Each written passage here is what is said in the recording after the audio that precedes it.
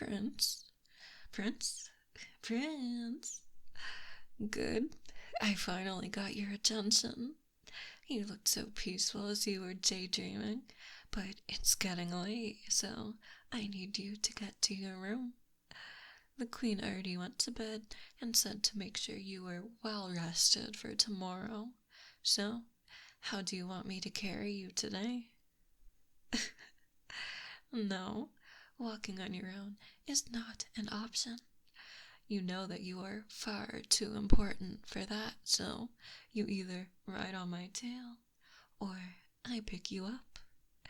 You have to choose now. Oh, that's so mean of you.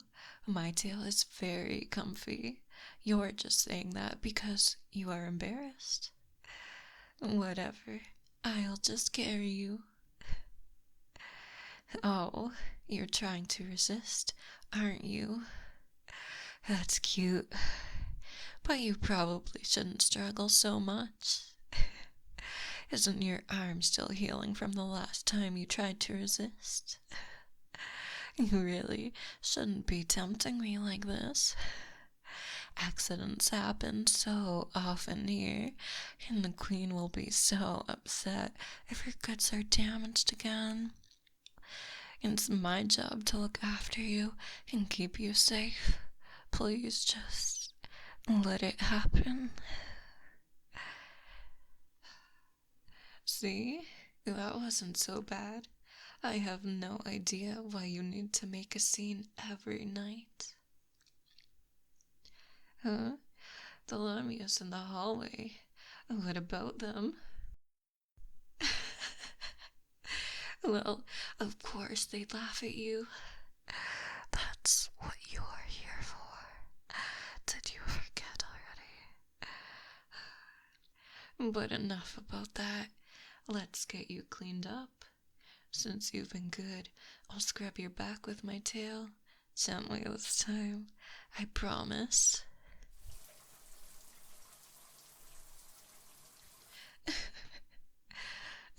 I'm sorry, really, but you have to admit it was more gentle than usual, right? Well, if your back is really that sore, then all the more reason to get into bed. Here, lay down.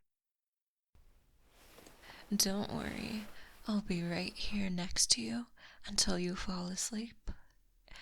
Oh, I know. How about I tell you a bedtime story?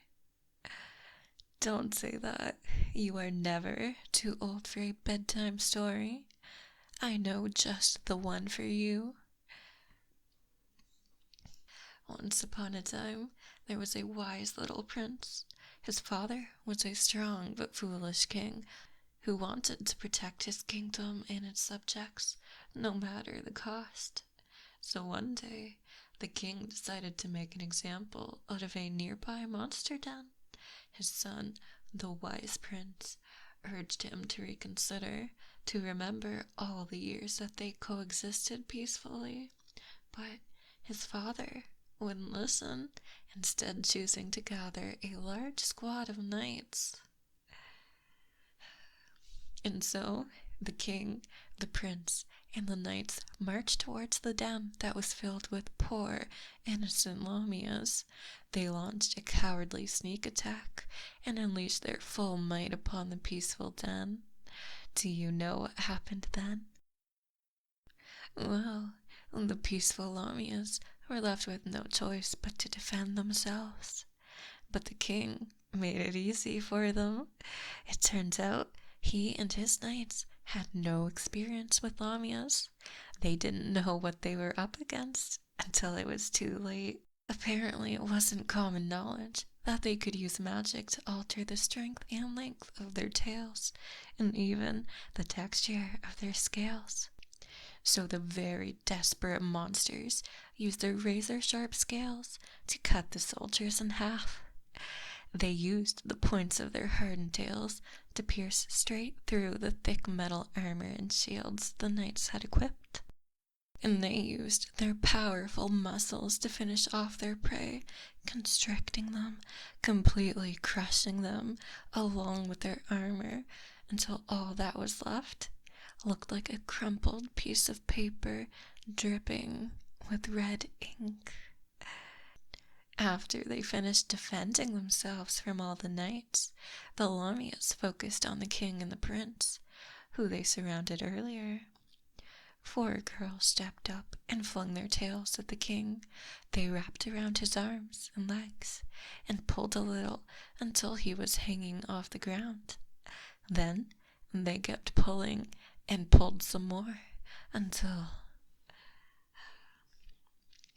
Hey, what's wrong? You're shaking. Is this story not relaxing enough for you? That's weird. It always puts me in a great mood. Just talking about it, I can remember the taste of his crimson rain.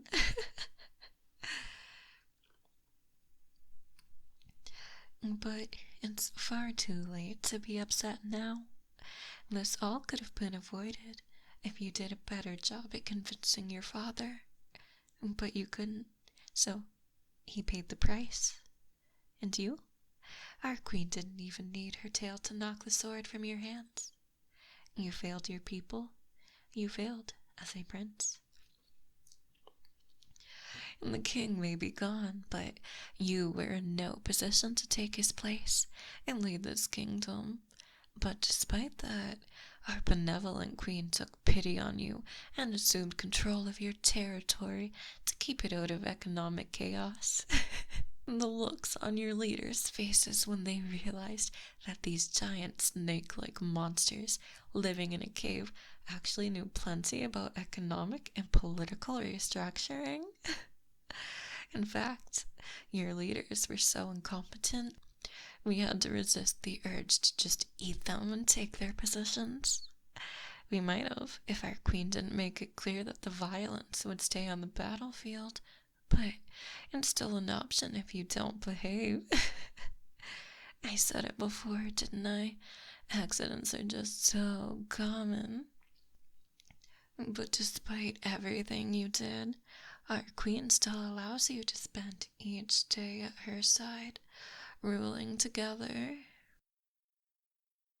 Yeah, I'm sure it doesn't seem like you actually control anything, but the people think you do, and that's all that matters.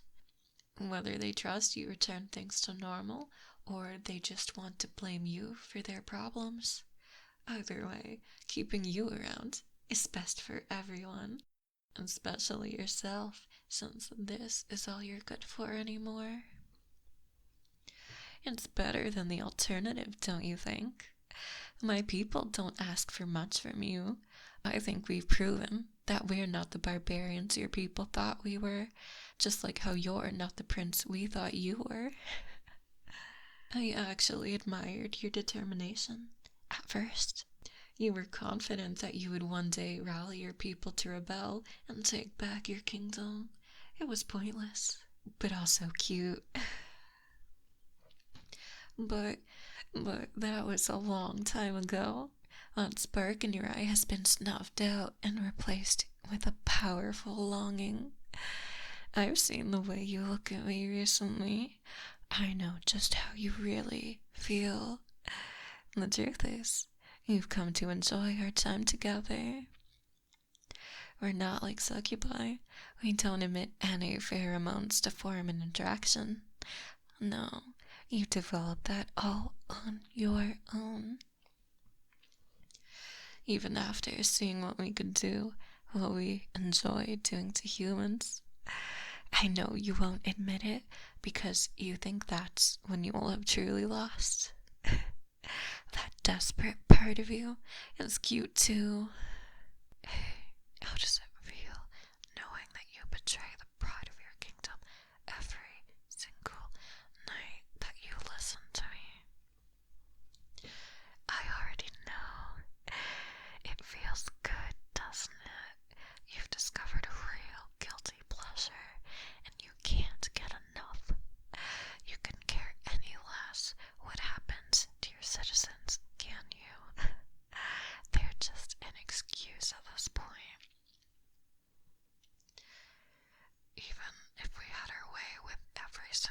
person in this kingdom, you'd still come crawling back to us.